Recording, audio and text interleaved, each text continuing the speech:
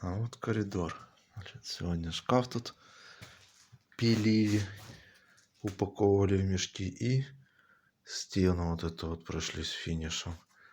Примыкание. Тут что-то равняли. Еще вот так вот выглядит коридор. Потихоньку, по чуть-чуть, каждый день что-то готовим, чтобы поклеить по-быстрому обои. Вот так вот. Это вот один слой тут финишной шпаклевки.